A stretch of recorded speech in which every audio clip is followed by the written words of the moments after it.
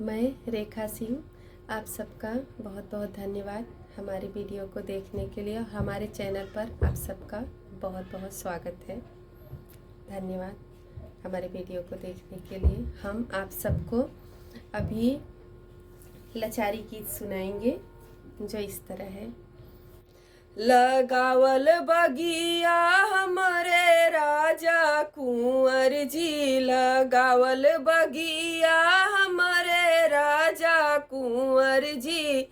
बागा लगवले बगीचा लगवले, बागा लगवले बगीचा लगवले। बसावल मलिया हमारे राजा कुंवर जी, बसावल बगिया हमरे राजा कुंवर जी।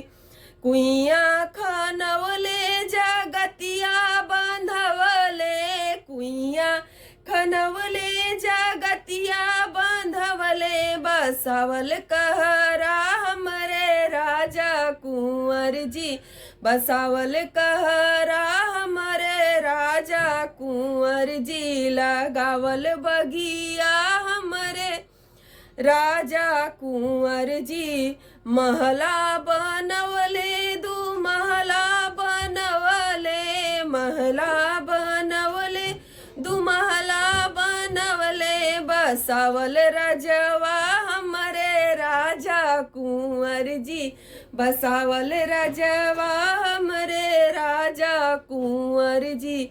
बसावल बगिया हमारे राजा कुंवर जी, बसावल बगिया हमरे राजा कुंवर जी।